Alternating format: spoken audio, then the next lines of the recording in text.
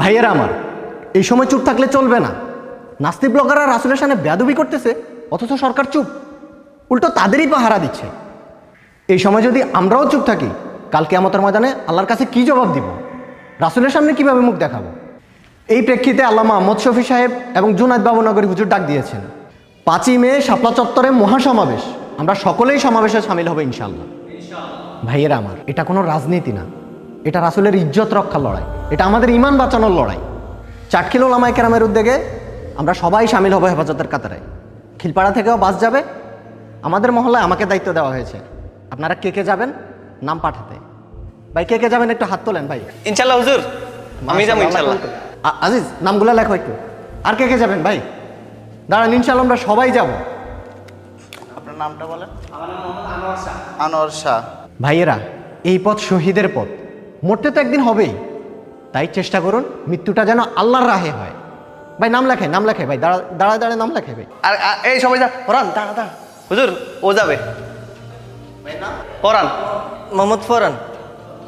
আর কে আছেন ভাই? আর কে যাবেন ভাই? নাম ভাই লেখান। দাঁড়া, ইনশাআল্লাহ আমরা সবাই যাবো। দাঁড়ান ভাই। আপনার নাম? করিমউদ্দিন। ও পিছনে এক ভাইয়ের দাঁড়াইছেন নাম? আপনার নাম? রহিমউদ্দিন। ওই যে পিছনে পিছনে এক ভাই, পিছনে ভাই নাম? করিমউদ্দিন। ভাই আপনার নাম? রহিম। ভাই ইনশাআল্লাহ আমরা সবাই যাবো ভাই, নাম লেখাই ভাই। এই পথ শহীদের পথ ভাই, জি নিহাল। এই পথ শহীদের পথ, মৃত্যু তো একদিন হবেই। আর কে আছেন ভাই?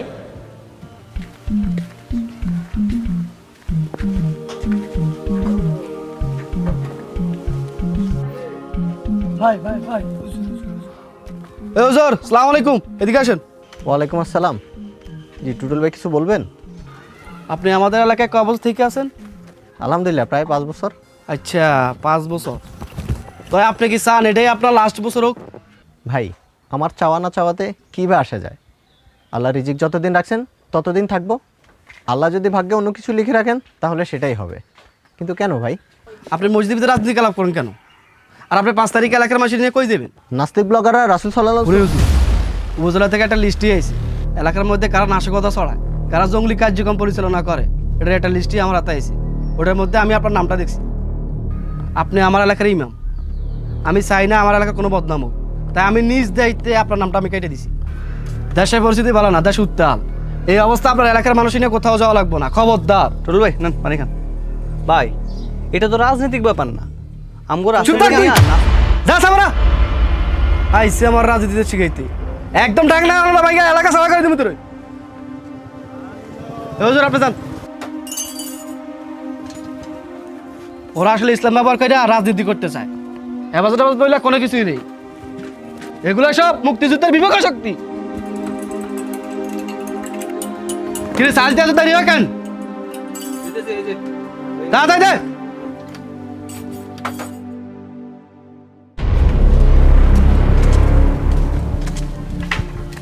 কেউ যদি হেফাজতের সমাবেশে যায় তাহলে কিন্তু মনে রাখেন, থানায় কিন্তু আপনাদের নাম আগে থেকে রেডি আছে। তখন কিন্তু কইন না যে টুটুল ভাই খবর দেয় নাই। এই চল, আমার অনুমতি ছাড়া কেউ যদি গাড়িতে সইলে ঢাকা যায় তাহলে সোজা বুঝে নেন বাড়িতে আসার পরে কিন্তু বাসায় তালা লাগাই যাইব। তখন কিন্তু সমস্যা পাইব না বাসায় তালা খুলতে, মনে রাখবেন।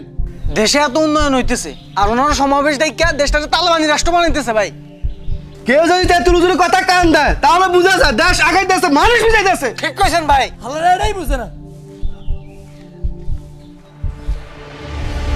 চল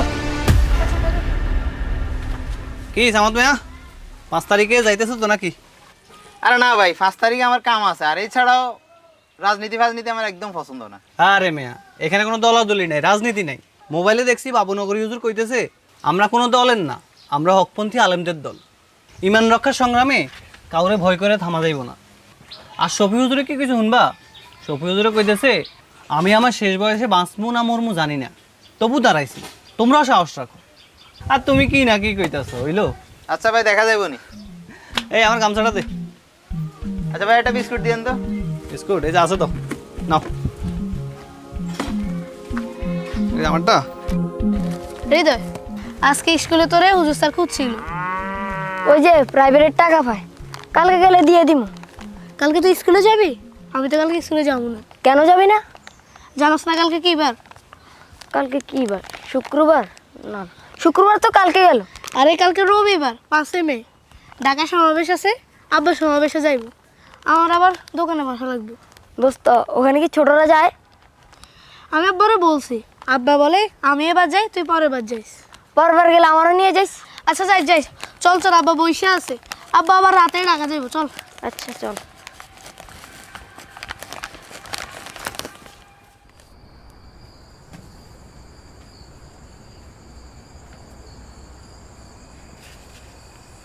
আব্বা আমারও নিয়ে যাও না। না রে বাপ, তুই এখন অনেক ছোট। শফি সাহেব কি ছোটদেরকে যাইতে না করছে নাকি? না রে বাপ, শফি সাহেব এমন কিছু কয় নাই, কিন্তু তোর এখন বাড়িতে থাকাটা বেশি জরুরি। তুই থাকলে আমি নির্ভয়ে যাইতে পারি। তুই মন দিয়া দোকান চালাইস, তোর মা আর বোনের খেয়াল রাখিস। আব্বা জানো, টুটুল মেয়ে আজকে বাড়িতে এসে ভয় দেখাইছিল। বলছে কেউ যদি সমাবেশে যায় বাড়িতে নাকি পুলিশ আইব। ভয় পাইলে বাঁচা যায় না রে বাপ। ইসলামের রাস্তা চলতে গেলে ভয়টাই বুইলা আগাইতে হয়। আর সত্যের পথে দাঁড়াইলে তবেই মানুষ হয়ে ওঠা যায়। আর আল্লাহ তো আসেনি। এসবে ভয় পাইস না। দোকানে চা বানাইস আর সবাইরে খাওয়াইস। চা এমনভাবে বানাইস যেন লোকে কয় আনোয়ার ভাই চাও তো ওর মতো। ঠিক আছে চল, আমারে ব্যাগ গোছাতে সাহায্য করতে হবে। ব্যাগটা দাও তো আমার।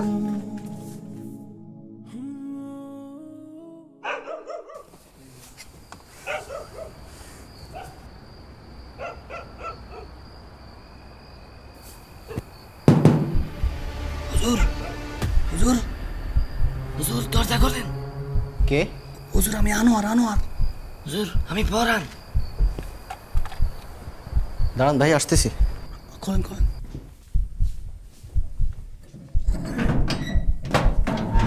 আরে আনোয়ার ভাই, পরান ভাই, আপনারা?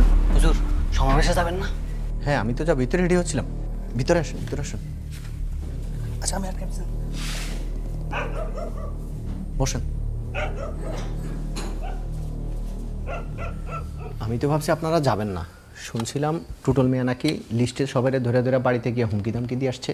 হুজুর আমগো বাড়িতে আইছিল। এর লাইগে লিস্টের অনেকে যাইব না ভয়ে। ওরা গায়ে জোরে কিছুদিন ভয় দেখাইতে পারে, কিন্তু মনে জোর আসে আল্লাহ থেকে। আমরা যাবো হুজুর, আমরা যাবো। হুজুর টুটুল মেয়ে আমগরে হুমকি দিতেছে, মানে আমরা সত্যের পথেই আছি। আর সত্যের পথে দাঁড়াইলে এমন হইবই। আমরা যাবো হুজুর, এটা আমাদের ইমানের দাবি। আর আমাদের ইমান রক্ষা করতে আমরা যাবোই এই আন্দোলনে। আল্লাহু আকবার, আল্লাহু আকবার। তাহলে আমরা একটু অপেক্ষা করি না? এলাকার সবাই ঘুমিয়ে পড়ুক। খিলপাড়া থেকে বাস যাবে 12টার সময়। আমরা ওই সময় রওনা দিব ইনশাল্লাহ।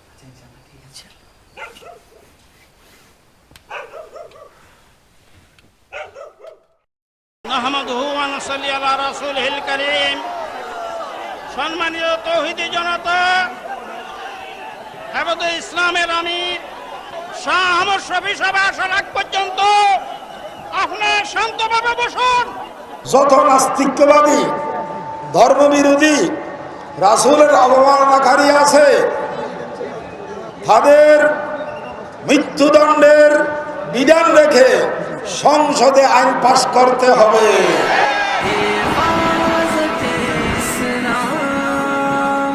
তোমার জন্য জীবন দেব, এই শপথ নিলাম।